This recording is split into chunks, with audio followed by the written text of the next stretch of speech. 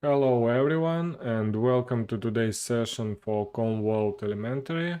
My name is DMITRII and I am the system engineer at Sorint US, specializing in Red Hat technologies such as Ansible, Satellite and OpenShift.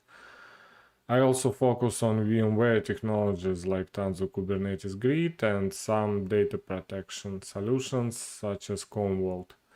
As a former sysadmin, I also have extensive experience in network management and virtualization technologies. I'm currently involved in Ansible automation project regarding satellite disaster recovery as a Red Hat consultant. Let's talk about what is Commvault and review the agenda for today's session. Commvault is an American software company as well as enterprise software for data backup and recovery, cloud and infrastructure management, retention and compliance. Commvault is the recognized leader in data backup and recovery. There are many different products for different cases. Today we will talk about Commvault backup and recovery. We will go through the basic Commvault architecture, do the remote installation of MedaAgent software to RHEL 8, install client software to RHEL 7 host, and perform backup and restore of client's data. CommCell environment. CommCell environment is the logical grouping of all Commvault components that protect, move, store, and manage data and information. CommCell environment contains CommServe host, one or more MedaAgents, and one or more clients. CommServe server coordinates and executes all CommCell operations, maintaining SQL Server databases that contain all configuration, security, and operational history for the CommCell environment. The CommServe server coordinates MedaAgent tasks. MedaAgent provides high-performance data movement and manages the data storage libraries. For scalability, there can be more than one MedaAgent in CommCell environment. The MedaAgent software can be installed in physical, virtual, and clustered environment. Different agent software is available to manage different data types on a client. For example, Windows file system data or Oracle database. Agent software also can be installed in physical, virtual, and clustered environment. CommCell logical architecture can be defined in two main areas: production data being used by service and computers in the enterprise, and protected data which has been backed up, archived, or replicated to storage media. Subclients define the actual data that will be protected. Subclients can contain an entire server, drive, folders, database, user mailboxes, virtual machines, or even document repositories. The data defined in these subclients is protected through backup, archive, or snapshot operations into protected storage. Once in protected storage, the data from these subclients can be independently managed regardless of what production server they came from. Backup set is a logical group of subclients. For more agent, this might be called, for some agent, this might be called an archive set or replication set. For database agent, the backup set will be a database instance. Storage policy manages subclient data based on business requirements, even when the subclient's content resides on different servers in the CommCell environment. It defines a specific set of rules, which data will be protected, which subclients, where it will be reside, the data path and library, how long it will be kept, like retention settings and other options. Other media management options such as deduplication, compression, encryption. This is storage policy. Let's talk about CommSource server. The CommSource server is the command and control center of the CommCell architecture.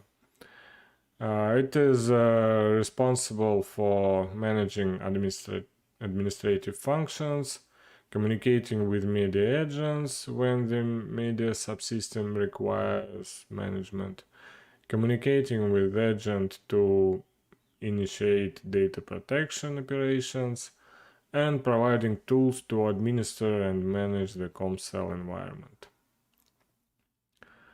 Key points of CommSource server.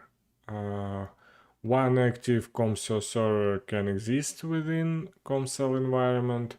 Standby CommSource servers can be protected, can be pre-configured, and in event the primary server goes down. CommSource metadata database must be properly protected. By default, CommSource DR disaster recovery backup job is conducted daily. This operation can be customized and configured to run multiple times a day if required. All activities conducted through CommSource server, so it is important that communication between the CommSource server and CommCell environment resources is always available. Installation of MedaAgent. Now we will take a look at two different user interfaces for managing CommCell environment, perform remote installation of MedaAgent, and check some storage configuration and policies. Let's switch to our RDP. After installation, you have, as I said, you have two different user interfaces, CommCell console and Command Center. So CommCell console provides an advanced user interface for managing the CommCell environment. The CommCell console supports advanced configuration, monitoring and controlling active jobs, and viewing events related to all activities. So it's the most advanced tool, UI. The second one is Command Center. Is the simple web-based interface that you can use to configure backups and restores, define data protection policies, schedule tasks, and monitor operations. The Command Center uses smart defaults to minimize configuration and can provide an operational interface for tenants and multi-tenants environments. Today we will use Command Center for most operations. So let's install MedaAgent. It will take like 4 or 5 minutes. For this we should go to Manage menu, Infrastructure, choose MedaAgents. We can see here CommSource as a MedaAgent because it has this component installed by default. And we need to push this button, provide hostname and the credentials.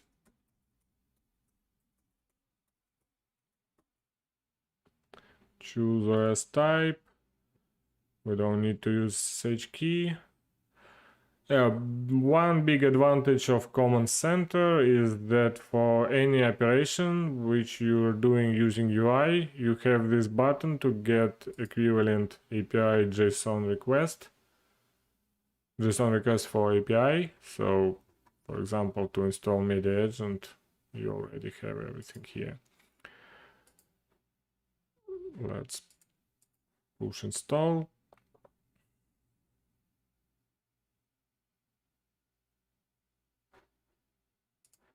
Okay, it will take, as I said, maybe 5 minutes. While it is running, let's create a disk storage.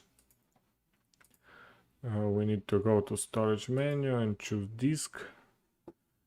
So here we can leave the default name and add first disk.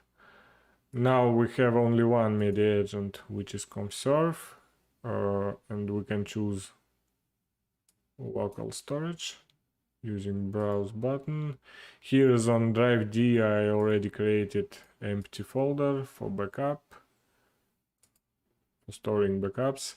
We don't need deduplication now, and I just click yes, save.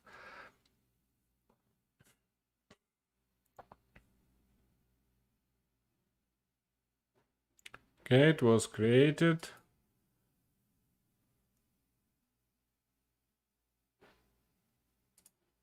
If you see capacity is 50 gigs, let's check how it looks on at Commvault console. So while our MedaAgent installation is in progress, it is installing file system core packages, then it will install client agent and it will be ready.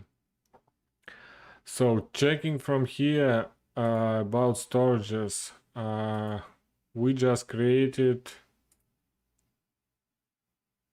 here from MedaAgent. If we see, we just created disk storage with local drive. At the same time, disk storage library was created, assigned to Commserve. And because we used this command center, as I told you, it was using smart defaults, and storage pool with the same name as our disk storage was created automatically. And we can see here also the path, mount path to Commserve local folder. If we start to installing MedaAgent or creating, for example, new disk storage, every time you need to create all the objects and do all associations manually. This Commvault console is not using these smart defaults. So disk library is a virtual library associated with one or more mount paths. Storage capacity of disk library is determined by the total storage space in its mount paths. Storage pool is the global storage policy that provides a scalable and easy to configure storage solution. The storage pool offers easy storage management. Multiple cross-platform MedaAgent can access a shared storage pool. Also, there is storage policy. If we go to policies, and there is only one default storage policy for disaster recovery. So basically, storage policy is the storage policy act as a channel for backup and restore operations. The chief function of storage policy is to map data from its original location to physical storage. Let's create one new storage policy for data protection and archiving. The second one is already created for disaster recovery, as I said. Yeah, we can call it something like main, and doesn't matter. We don't need any special incremental policies, just choose our storage pool. Here we can provide some streams and retention settings, but we will keep it as default. Yes, it's done. By the way, our installation was finished. We can see it from here as well.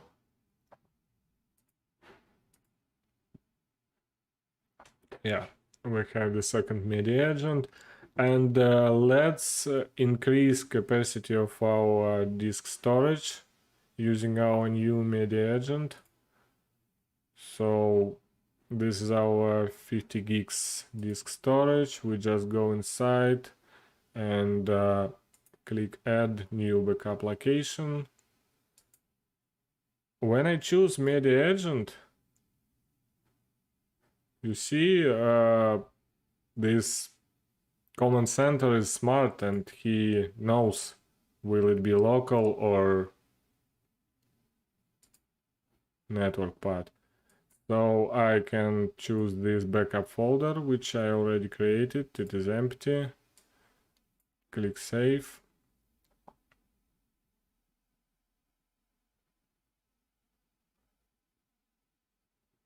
Okay, now we have two different backup locations inside one disk storage.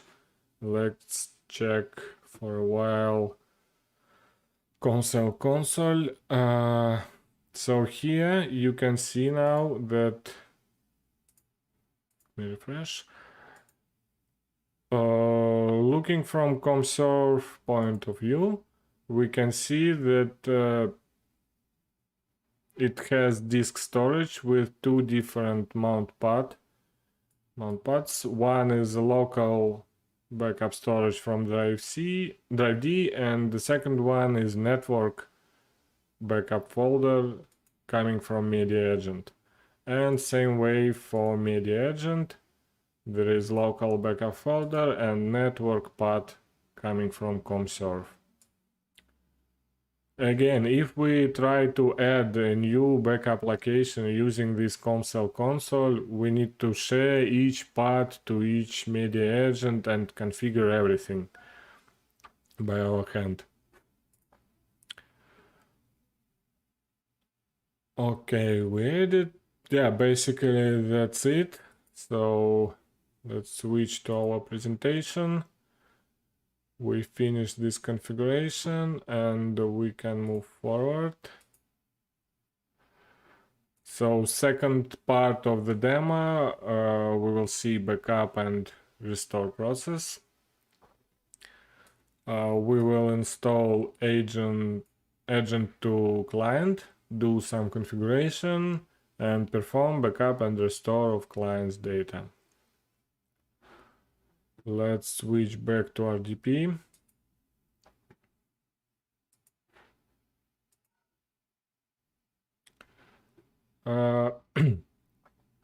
So let's do the installation of client, as it will take some time.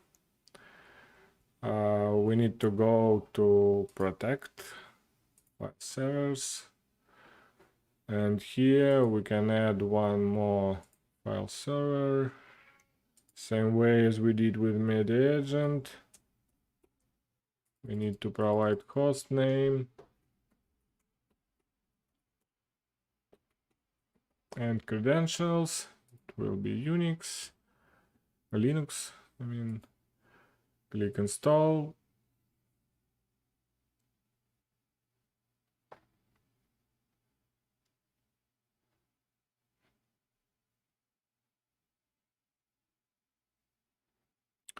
Job was created.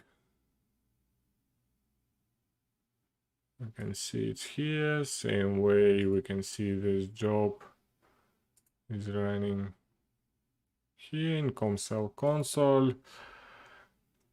I want to show you how this process of installing new software looks from this ComCell console. There is special tool, add remove software. If we click install, here as we can see this wizard where you can same way choose OS type, choose the manually, provide, I don't know, FQDN or IP address of hosts which you want to install, provide the credentials or use SSH key. There's also port. Here is the list of packages available to install. So first time we install MedaAgent, second time we install file system. In case if you want to protect some kind of databases, you need to choose the specific agent. Click next, choose the storage policy which you want to use. If you want, there is additional install options, Unix advanced options, and some optional settings. Also, if you have complex network, there is a page for providing any kind of proxy settings or firewall. You can schedule this job or run it immediately. Here is the summary page, and after clicking finish, the job will be created and start. Yeah, this is wizard from Commvault console. Let's talk about some objects. Here is I can refresh. Yeah, we already see everything here. So client is the computer on which one or more Commvault agents are installed to protect data. So in CommServe there are two agent software installed, virtual server and file system. It was installed by default. In our client we just installed file system agent. Agent is a Commvault software component that is installed on a computer to protect a specific type of data, such as Windows file system or Oracle databases, etc. Inside each agent, we can see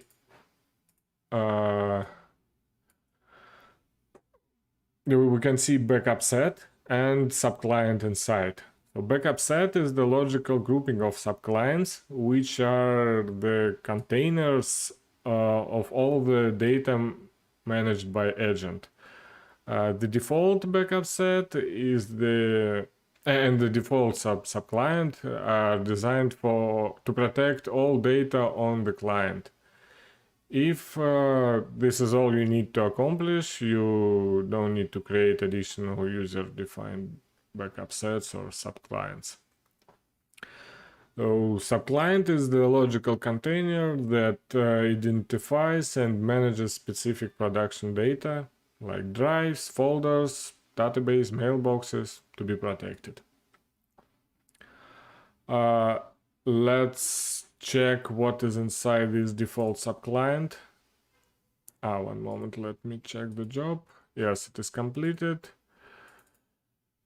Okay, if we go inside default subclient, yeah, we can see that the content here is a root path, so everything will be backed up.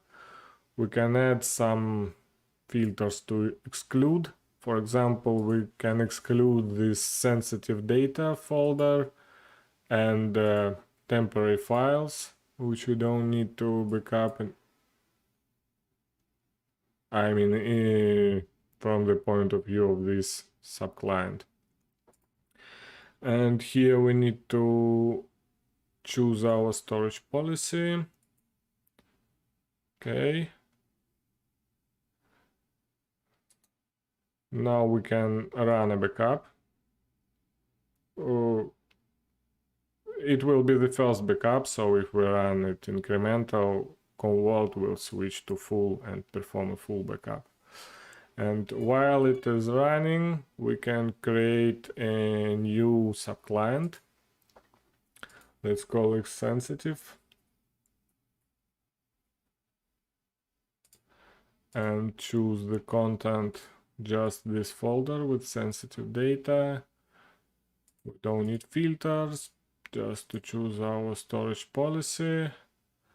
And when you're creating a new subclient, Commvault asks you to assign the storage policy, schedule policy. So for today, we don't need to create a special schedule policy. We can use the default one, which was created by system. It is running like once a day for incremental backup and every Friday for full backup. But we will run all the backup jobs manually, so it doesn't matter.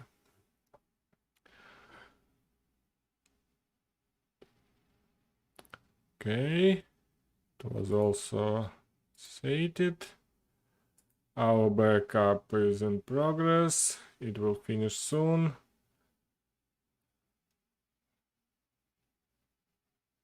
So as I told you, backups for any client start with a full backup. For agents that support non-full backups, the full backups become a baseline to which subsequent backup types are applied. An incremental backup contains only data that is new or has changed since the last backup. And of course, incremental backups consume less media than full backups. It will finish soon. Let's run the second job to backup just our sensitive data. First one is finished. This one should take not more than a couple of seconds.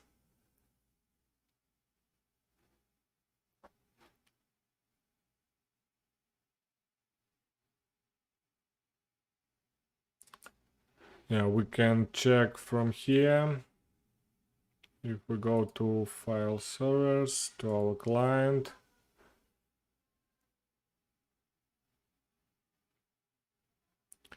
we can see here is now we have only one backup, which is finished a couple minutes ago, and this one was never backed up until now. Yeah, now we need to refresh the page. Don't want to wait.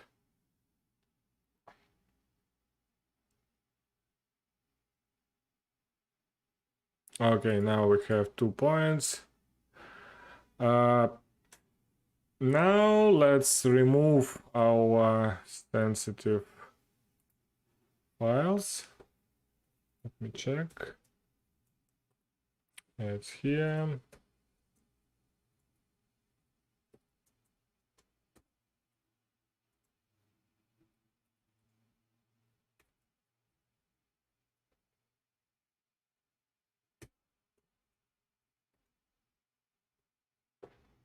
Okay, now I remove the file. Let's switch back to RDP and try to restore. So first, or we can restore completely from all subclients, or we can choose specific one. For example, this default. If we click restore, we will see the backup content, but unfortunately there is no sensitive data because we excluded it from this subclient. And same way from here, if we go to our sensitive subclient, there is only one file. We just need to push restore or download it to our desktop. So let's do the restoration. We can choose destination where to restore, any client or MedaAgent or Commvault, any host which is registered in Commvault environment. We will keep everything by default.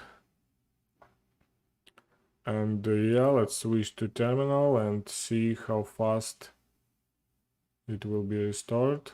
I guess it's, yeah, it's here. You see, just a couple of seconds. So very fast. This is